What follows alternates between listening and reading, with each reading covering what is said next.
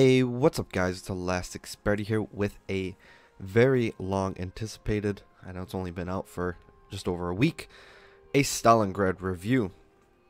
Now this ship is quite fun to play, and looking at my statistics here, I've only played 16 battles, I played about 25 in ranked, and today after we go over the import statistics, we'll be looking at 2 helpings of gameplays, 1 in ranked and then 1 also in random battles. But these initial statistics look quite good. So with that being said, let's get right into the Stalingrad review.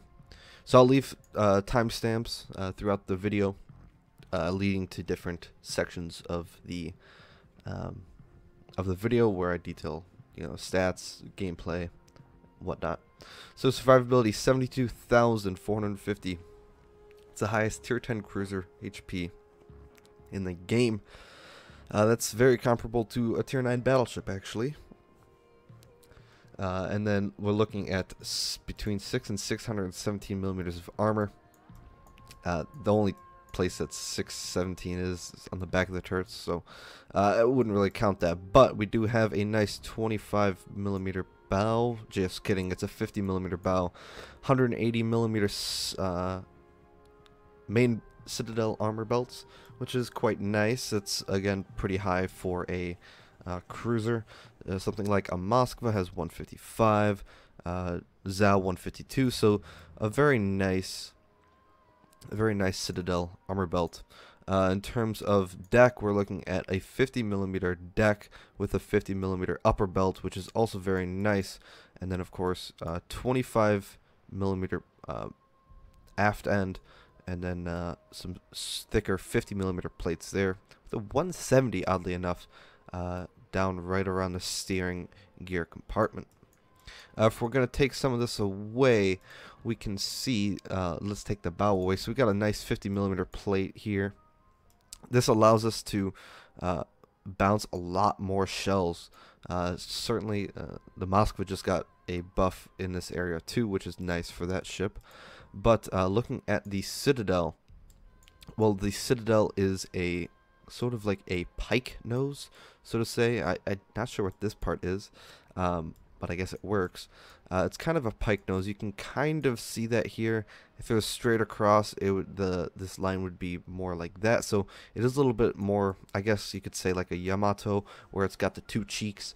But it's only 140 millimeter right at the upper belt, and goes down to 110 and 75 all the way down. Pretty large raised Citadel though.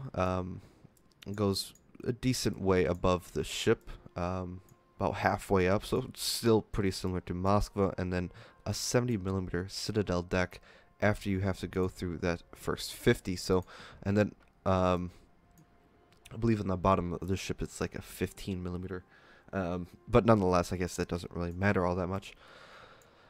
So the armor is quite strong, and you'll see that in the gameplay.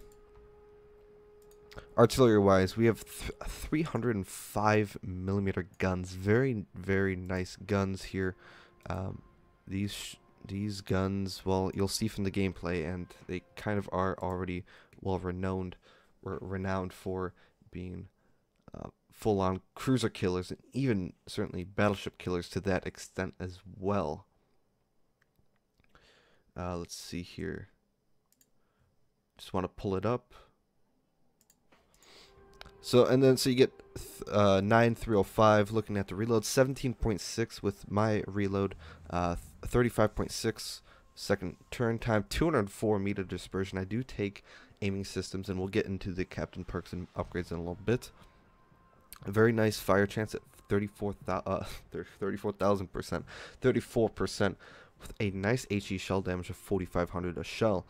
This allows them Stalingrad to set fires quite effectively if your enemies do decide to go bow in, and it's I wouldn't say it's guaranteed a fire every time, but there's a very, very good chance that you will hit or at least get a fire.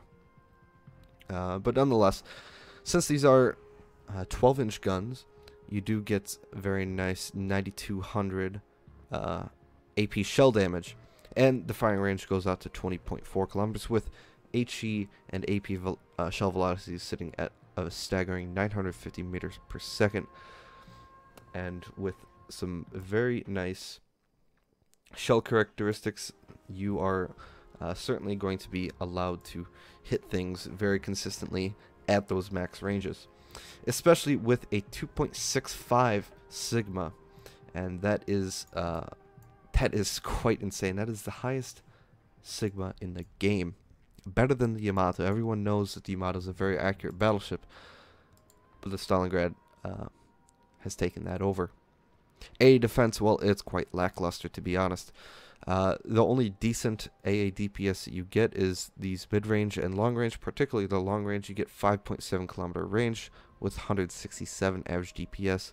And then the mid-range, 3.5 and 124. For the most part, the AA should not be counted on, especially I haven't put anything really into the AA, but you only have an 80 rating at tier 10, which means carriers can punish you quite heavily. Maximum speed 35 knots, not too bad. A pretty slim cruiser for the most part, but nonetheless, it's still a cruiser, so you do have the ability to maneuver around the map. In terms of maneuverability, though, 1130 meter turning circle, that is, I believe, just as bad as, or just, it might actually be worse than the Midway. Let me go check right here, because I don't know it off the top of my head. Slightly better than the Midway. So you literally have the turning circle of an aircraft carrier, which is not good. But again, with my build, I am getting that down at least. I've got a 12.5 second rudder shift with my build, so I believe you can get it a little bit better if you run like double rudder shift, which I don't, but nonetheless. And here's kind of the reason why. 13.9 kilometer concealment. It's certainly bad, but a Moskva, I believe, gets down to 13.5, the 15.7 without a captain. Nonetheless, 10.9 kilometer by air. These are all decent numbers. The main reason why I would pick concealment is because 13.9 is at least somewhat usable. So consumables, these are the consumables that the Stalingrad gets. We've got damage control, defensive fire. This is a special defensive fire, so instead of the normal 3 times multiplier, it only gets a 2 times multiplier, and you can see that there with 100%. But it also lasts for 60 seconds. And while it does have a 171 second reload time, this is more of a consistent, maybe a constant AA bubble, and it's a dispersion defensive fire rather than a plane killer dispersion. However, you can get some pretty good plane kills, as we might see in the replay. And then you get 11.7 kilometer radar. I've got radar mods, so it goes out for 30 seconds. And then a heal, which is a pretty standard heal. So upgrades wise, main armaments mod 1, special radar mod, you can do damage control. I choose accuracy because why not choose get even better dispersion. Instead of 8 citadels, you're gonna hit 9 citadels, right? That's my whole thing. You can do AA range mods, but like I said, the AA isn't spectacular at all, and it doesn't even have the defensive fire to back that DPS up. Now here's kind of where you can fudge it a little bit. I choose damage control just because this is a very big ship, so if someone does choose to focus you down with HE, then you can get focused quite easily and quite quickly. And since in my captain build I don't take fire prevention as of right now, then you know, I want to reduce the amount of time that I'm on fire, and since this is a cruiser, it does get a 30-second base burn time. So that's my reasoning for that. If you use steering gears, you can get it down probably around just above 10-second rudder shift, which is quite good. But from my experience, it's not needed nearly as much as you might expect. Same thing with here. I would prefer concealment. Plus you get plus 5% shells for the dispersion of shells fired at your ship, which is nice. And then, of course, reload. You don't need extra range. 20.4 kilometers is more than enough. Might as well get that reload down to 17, just over 17 seconds, rather than have to worry about shooting something at 24 kilometers. Although there has been a couple situations where I wish I did have that little bit extra range. Maybe a spotter plane instead of radar. No, I'm just kidding. Okay, my captain build. So this, I've been trying a couple builds. I tried my Clan Battles Moskva build, which had fire prevention. I decided against that, and I decided a full respec, especially while this is still going on. So I went with priority target, adrenaline rush, superintendent, concealment. Then I go with basic survivability to reduce the time that I'm on fire by 15%. Then it's a perk that I haven't chosen in a long time, but it's vigilance, and here's the reasoning why. You don't have hydro, so you can't use that hydro to spot torpedoes. The other thing is that you've got such bad maneuverability characteristics that if you get hit by a couple torpedoes, it's going to be a bad day because you don't have great torpedo reduction. 25%. It's not that bad, but still, you don't want to be getting hit by torpedoes and having your damage control going down, because at the end of the day, you're a big ship. 13.9 kilometer concealment. It's very easy to keep you spotted. And then I go with expert marksman and then adrenaline rush, or I'm sorry, expert loader. That way I can switch between HE and AP as I see fit. It's a very popular pick in my opinion for longer reload cruisers. So with that being said, and of course I've got this very, very nice camouflage. But with that being said, let's get into the gameplay. Alright everybody, we're going into the first game of this review. And boy, does this look like a fun ship. And a beautiful ship too. Look at this camouflage. I'm liking it a lot. Nonetheless, let's continue on. So, in this replay, we are playing on the Atlantic, and I am playing by myself. I know you guys like to see gameplay when I'm playing by myself. It probably gives a better representation of what to expect from a ship. You know, sometimes in a division, it's hard to fully grasp that. But I'm playing by myself on the Atlantic. We are on the North Spawn, which is, I don't know how you feel about it, but that's what it is. There is a Lexington and a Graf Zeppelin in my game. And, well, luckily, this is not a ranked. The ranked will come in the next replay. So here, one thing I've been noticing is, on the early game, you want to stick a little bit farther back. You can maneuver a little bit, that's fine. You just stick a little bit farther back so people don't know where you're headed to. And the next biggest thing I would say is try and get more on a flank with this ship. You don't really want to be in the middle of the engagements where you can kind of focus everything. You kind of want to be more on a flank where you can be fighting one group at a time, or at the very least be angled to that one group and then shoot at another group that is at nearly max range. So here, 17 kilometers away, Moskva, we're going to open up our first salvo on him. Look at that beautiful dispersion. Oh my gosh, this guy is not angled enough, but I just barely miss. I aimed a little bit too high. With that being said, this Moskva is still not angling. So what are we going to do? 16 kilometers away, no problem. We're going to keep shooting. And notice how I'm keeping an eye on these other ships like this. The amount that's shooting at me, so I'm constantly changing my speed. That's part of the reason why I choose priority target. So we're already up to 34k on 2 citadels, and Stalin is going to say yes, that Moskva goes undetected. Oh, 4 citadels later and only 3 minutes into the game, we're already at 71,000.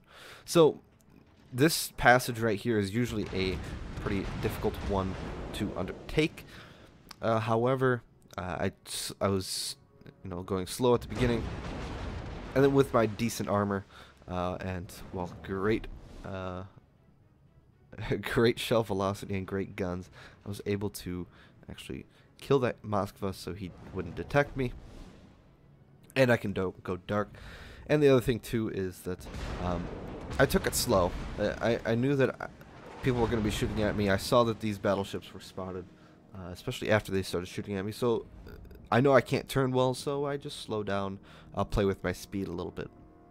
But now that I am undetected, I want to get out of this position. The way that I get out of this position is, well, I need to start to think about turning out. So here, this is a bit of a risky decision if I were to shoot, and I hadn't planned on doing that, but the Shimakaze does spot me. So I decide to open up anyway. Now, this is a very bad position. As soon as I see those Montana shells coming over that island, I start peeing my pants, because while Stalingrad does have good armor overall, when bow in, when you're broadside, 180 millimeters is not enough to withstand battleship caliber shells, or even a lot of cruiser shells, depending on the range. But luckily, that Shimakaze, we were able to hit him, and our team was able to focus him down quickly enough such that we are able to live. So I would say slightly lucky there. Of course, that wasn't the best situation, but you know, it also took a you know, positional wise, I needed to know what I was doing and try and limit the amount of people that were shooting at me. And I would rather take a full Montana salvo than a Yamato, a Bismarck, and a Massachusetts. So that was the best decision that I could have made at that time, and that is part of the problem with my position, this position here, going in between these couple islands. However,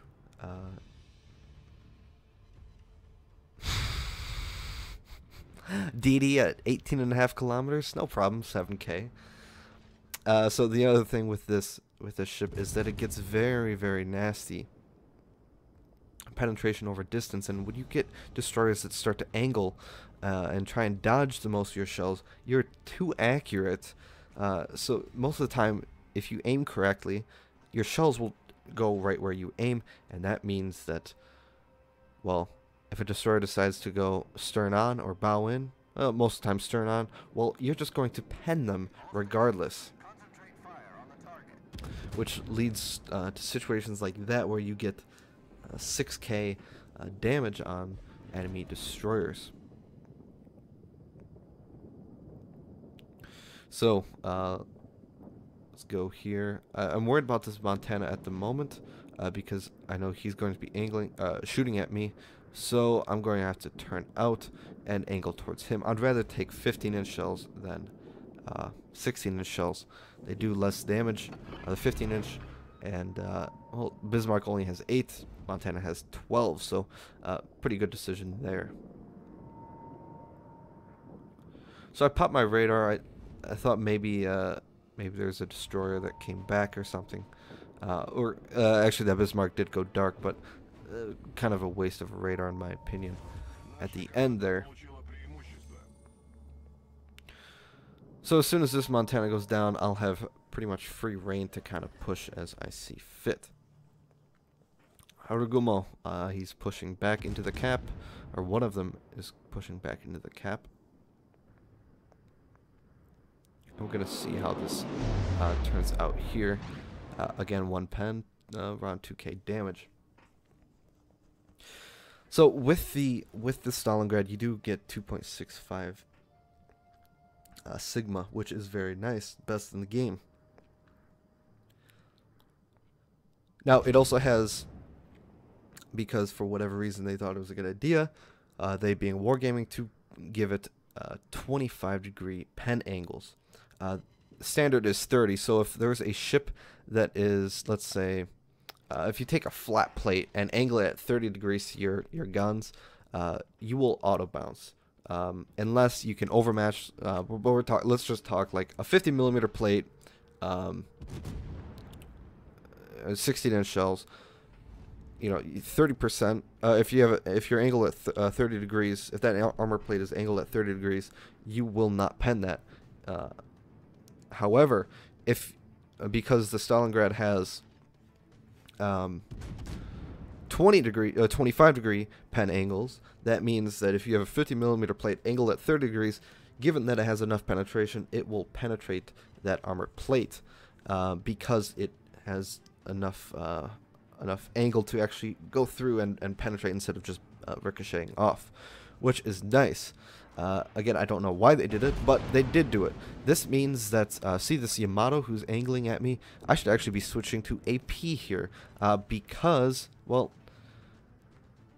I can pen his superstructure. I can pen his upper belt at this angle. Whereas, if I was like in a Hindenburg, I would be saying, why would I even think about switching to armor piercing? Because all my shells will bounce. Now he's turning in, so it's not as good. But you just have that versatility, and this and since you have such great penetration retention over range, this means that even if a battleship is at 15-16 kilometers, you are still going to be penning those plates at those distances, because at the end of the day, remember, most of the time they're only 30, and sometimes even 50 is usually the highest armor plates that you'll see at those ranges. So if it's 20, if you have a 25-degree plate or you have a ship that's 20 kilometers out and 25 degrees, angled at 25 degrees, most of the time you're going to pen that. Now the other thing I've been experiencing too, and I've both tested this in game, and I over angle here a little bit too much, and I get smacked by that Yamato. And the Shimakaze pulls some very dangerous torpedoes. One other thing that I've been noticing is that you have the ability to... let's start with this. I always think this is like basically a better Moscow, and that's pretty much what it is. But I didn't expect to have such good penetration at distance. And I was playing on stream the other day, and I think Duckboy clipped it. Shout out to him for clipping it. He clipped me citadeling a Montana at, I believe, 17 or 17.5 kilometers. Now, to me, this was... I didn't think it was possible. I'm like, okay, maybe it's just a glitch. I know there's glitches sometimes, and sometimes I've citadeled Bismarcks when they're stern on, in my Hindenburg from 8 kilometers away, and there's no way I can do that. So that was completely not expected, but it's certainly possible. I went back and tested it at 17.5, even 18 kilometers, and I was aiming at the waterline on Montanas and citadeling them. So you certainly can do that. And I haven't tested that distance for the Yamato. I don't think it has quite enough penetration at that distance for the Yamato's armor belt. However, at 14 kilometers, you can pen Yamato's main belt. So, for the most part, and that's assuming a good amount of broadside, so probably 80-ish degrees of broadside. So, with that being said, whenever you are shooting at a battleship that's a good amount broadside, I would say under 15 kilometers, just aim at the waterline. Unless it's like a Kurfürst, I would say just aim at the waterline. I guess, especially for Montana and Yamato, you could probably throw Conqueror in there too. But that's what I would recommend. I would recommend shooting just straight up waterline. The only time that I would say start aiming at the upper belt is do that when ships are more than 80 degrees angled to you. Now, of course, that's not a set in stone number. 80 degrees might be too little, too much, or I don't know. But that's just a good rule of thumb. They have to be. What I'm saying is they have to be generally broadside enough. And so I didn't know this at the time of this replay. So you'll see a lot of my shots are actually a little bit above, and I'm aiming right at that upper armor belt. because that's what I typically do in cruisers that aren't the Stalingrad, is I aim at the upper armory belt, because usually, like I said, that's 30 or 50 millimeter plates, and, well, that's why, because you can do serious damage. So this Kurfürst is on 20k. That last salvo took him down from about 35, another 6k. That salvo wasn't nearly as good, but if you guys thought the Henri was OP with the new reload booster, this guy went from a lot of HP to no HP fairly quickly. Alright, so continuing on to this part of the replay. Now this is, we're playing again in the Stalingrad with the beautiful camo. And this time we are playing on Tears of the Desert in a ranked battle. So, my general rule of thumb for playing ranked in this ship is, why not? Why not do it? Some of my good friends who have gotten down to the lower or higher ranks, depending on how you see it, basically like rank 8 and below, I would say. Or even you could even lower that to rank 5 and below. The Stalingrad is good up until there, and I will have to just see and test that. I'm just gonna keep playing it until I get bored of the ship, honestly, which it might be a while. But for the most part, I could probably recommend this ship, you know, in ranked, because, well, you've got the health of a tier 9 battleship. You've got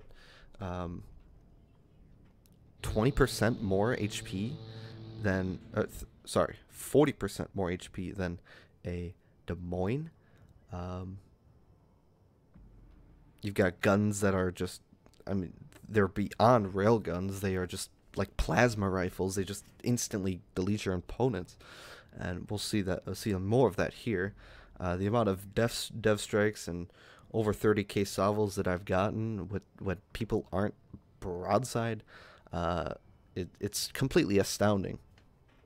So I could definitely recommend this ship for ranked, and I've heard the argument like, why would you take such an OP ship into ranked? You know, that's such a stupid idea. You're cancer. Well, here's the thing. People say that ranked is complete cancer, and I would agree. It's pretty bad. Although it's, you know, sometimes it's fun. But why would you want to stay in and play in this that you guys describe as, not you guys like subscribers, but people on like the forums and whatnot, they describe as a cancer game mode? Why would you want to stick around more than you have to? So that's my point. It's like you want to get out of it as quick as possible. You don't want to stay in it. So with that being said, I would definitely recommend Stalingrad for that. In terms of random battles, why not recommend it? It's a fun ship. It's a very strong ship. Is it OP? Yeah, probably. I do think it still does require a good amount of skill, though. It's not a completely dumb ship like the Conqueror, where every salvo you get is HE, but it still does take some skill. It's funny saying that because it seems so broken, but I do think that it does still take a little bit of skill to perform well in this ship. It's not a lull pen machine. It's not, you're gonna get 20k HE salvos all the time, and especially the way I play it more AP focused. I try not to use HE as much as possible. I hate HE. Of course, HE is a needed aspect in the game, but I try not to use it. I'll play my opponents via my good angling and my very good aiming and gunnery skills, rather than I'm just gonna take hope RNG sets a fire and does X amount of damage, that sort of thing. So with that being said,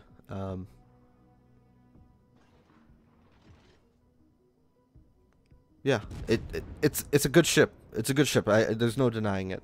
It's a very strong ship that, as of right now, the vast majority of players that are playing it are people who have completed 3 seasons of clan battles. 90 wins in Typhoon. And that's not easy. That's a pretty good achievement. Because you have to be in a good clan, first of all, and you have to be consistent enough to get to Typhoon, and then you have to win 90 games on top of that. So, yes, of course, all the good players are going to have the ship. Yes, of course, the statistics are going to be heavily skewed in their favor, but you guys also have to remember that this is in the arsenal now. It's a steel reward. You can get, if you can play ranked quite a bit and get enough steel. You don't have to get the Typhoon necessarily to get enough steel to get this ship. That was the previous requirement. You know, you get 3 Stalingrad flags, and then those get converted into steel, that sort of thing. But now it's a steel reward. So the way that I look at it is now, you know, it's only a matter of time before more and more people get it, and then, you know, it might take them a while, but at the end of the day, it's not technically open for everyone, but if you grind hard enough and you play ranked enough and that sort of thing, you can eventually get it. So here, I'm going to try and back up and get out of here and start moving, because right now, well, my team is kind of throwing. The enemy team has a 200-point lead, 2 caps, or 150 I should say, and 2 caps, and then we also are down 2 ships, a battleship and a cruiser, which is not good. However, we did get one of their destroyers, which is nice, but still, it's not looking good. Let's just put it at that.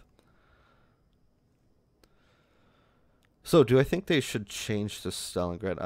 I honestly don't think so. And here's another reason why. Another reason why is I don't think it's...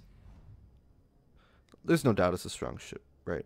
But the players that have it, they had to grind like 90 battles of Typhoon wins in order to get this ship. That's a lot. And I think if the reward was not as impressive as it is, it wouldn't be enjoyable to play. Now, do I think they overdid it slightly? Yeah, probably. I think adding defensive fire it's fine. It's not a AA heavy boat. I think I shot down with my defensive fire. I shut down 15 midway planes over the course of a battle, and he striked me 2 times, and he did kill me. He killed me. I was at 55 KHP, and the midway killed me. Straight up, he killed me. First thing with AP dive bombers, even with defensive fire going, that whole 60 seconds, he killed me. And then even with my defensive fire still up, he still got off 2 full drops on me from his torpedo bombs, and he killed me from 55 KHP. So the hard counter to this ship is actually a CV, nonetheless. So I know it's a hard counter to pretty much every ship class, but especially the Stalingrad, it is a pretty good counter to that. Now, the one thing so I wouldn't change the defensive fire. What I would change is probably the, it doesn't need 2.65 Sigma. That's for damn sure. I think, like 2.0 Sigma is good enough. I don't think it needed 25-degree pen angles. I think 30 was fine. That would help reduce some of the cancerness, I guess, with the ship, or at least like it's like the Conqueror. The Conqueror can't have good heal, a great lowered citadel that cannot get citadel at close range. It cannot have great HE. It cannot have great HE damage. It cannot have great fire chance. It cannot have great reload. It can't have all these things. It can have a few good things, but not all of them. Same thing kind of applies to the Stalingrad. I don't think it should have, you know, all of these great aspects to the ship, like the pen angles and the great fire chance and defensive fire. But I do think it can have some of those and still be a good ship. And like I said, it still requires a good amount of skill for good players to use a ship. If you throw a potato player in Stalingrad, he's going to be a potato player. It's without a doubt. Will it help him survive a little bit longer? Possibly. But at the end of the day, if you don't know the inner workings of a ship, you're only so... the ship is only as good as the captain's knowledge of it. I guess is the way I'll end that conversation there. So the Minotaur pops out. He was spotted for way too long. Should have known that I was probably coming, and well, at 5 kilometers, well, I'm not gonna miss a pretty broadside Minotaur. So thus far, a bit slower this game. 121 so far, which is still respectable, especially in a ranked battle. 121k in a ranked battle is not too bad. It has to be said though. I mean, they did have 3 battleships, so I mean that's like 1.5 tier 10 battleships, or maybe like a battleship and a cruiser. So it, like I said, it's still a good game. Solid game, nonetheless. So, at the end of the day, this ship is in the game. I don't think it'll get changed. I honestly hope it doesn't get changed. I don't want to see this ship changed, because I've gotten so used to it now. I've played well over 50 battles between ranked and random, that I don't want to see this ship changed. I don't think it's right for Wargaming to do that. They've kept their promises in terms of them not changing premiums, because at the end of the day, this is a premium. You can put any Soviet captain you want in here, and he will work just fine. And so, with that being said, I don't think it's right for Wargaming to go ahead and change this ship. You know, especially while so many good players have it already. Now, maybe a year or two down the line, when everyone's forgot about it, maybe Alaska's come out, and a bunch of other ship lines have come out, and a lot of things have changed. Maybe their policy can change as well. I'm not saying that that's not a possibility, but as for the near future, maybe like 6 months, I don't think they should change it. I think it needs to be this good. And again, I've only seen... it's not like once every battle. I don't see this once every battle. I see this once... I mean, besides me taking it, I see this once every 5, once every 10 games, once every 15 games.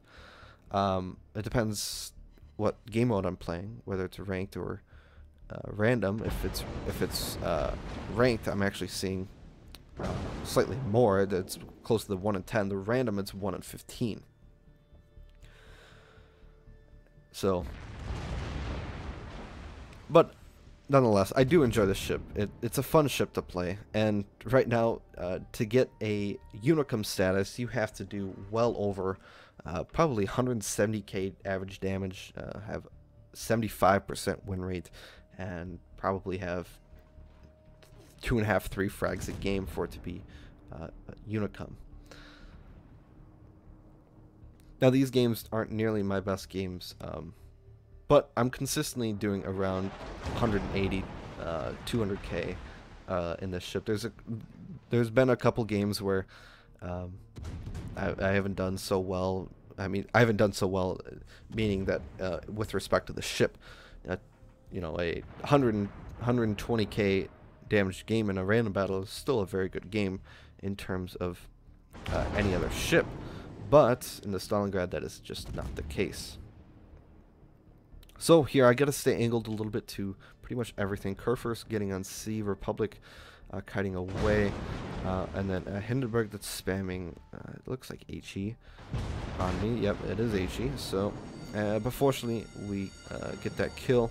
And here, one thing I did want to point out about my positioning. So I was getting in kind of a horseshoe or a very nice arc for the enemy team to start punishing me really bad. So what do I have to do? I have to either put myself in a good position, like I did here with this island between me and the Kurfürst, so he doesn't get my broadside, and then also just stay angled to both the Hindenburg and the Republic. And since I've got very good armor, and the other thing I forgot to mention in the armor viewer was that I'll actually go like this, is the deck is actually sloped backwards. So the bow is actually quite high compared to the midship deck. So that means when shells come in, they've got a higher chance of bouncing, if that makes sense. So whereas if it was just flat, like the Moskva is more flat all the way across, so this point is about the same height as that above the water. That means that it's a relatively flat surface, so when shells come in, auto bounce usually doesn't occur. However, with the Stalingrad, since it is sloped a little bit higher, you can actually, when shells plunge in, this ship is actually quite strong when bow in. So here, probably shouldn't have shot that Hindenburg. I noticed this curve first right at the end here, and I want more damage because I'm at 193, baby, and I want more damage because this is a ranked battle, and I would love to break 200k in a ranked battle. However, this curve first is having none of that. He does not want me to get any more damage, and the Z-52 kills the Hindenburg. Unfortunately for me, it does not look like I'm going to be able to get enough damage, and the game ends right there. So looking at the post-battle results from the first match, we did 867 credits, 8,772 XP, devastating strike, and high caliber, just above 200k with 93 shell hits, 4 kills rather. Almost got a crack in there with 8 citadels, I believe 6 of which came on that Moskva in the opening stages of the game. Team score wise, 2293 base XP. Very nice game here. Like I said, this ship is going to be hard to get good statistics in, so you have to play at the top of your game.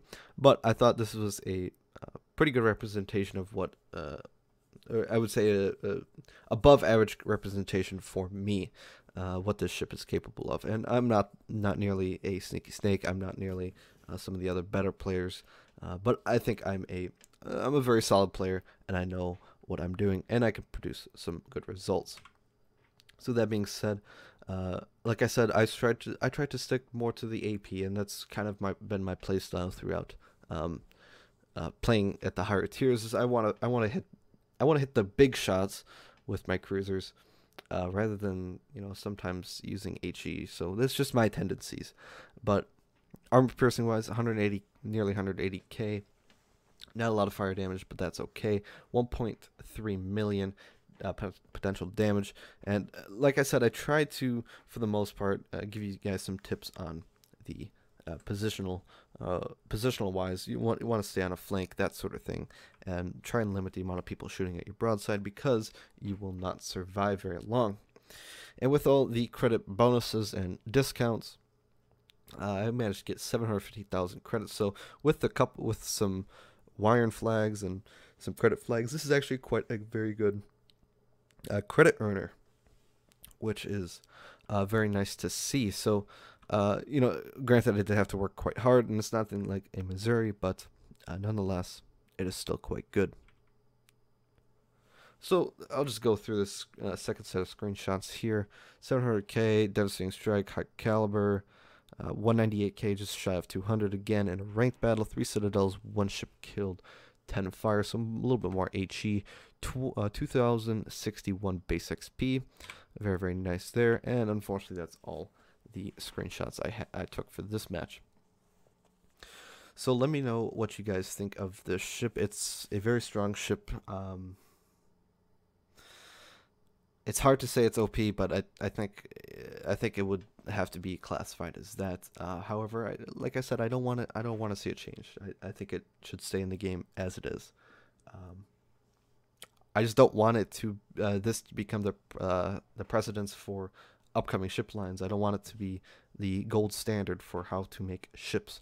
Is just give it all very good statistics and very good capabilities, and hope it doesn't overpopulate the matchmaker.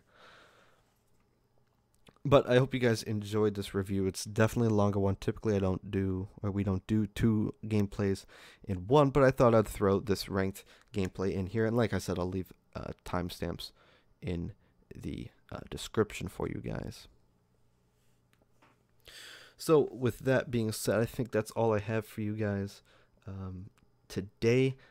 Do expect some streams next week.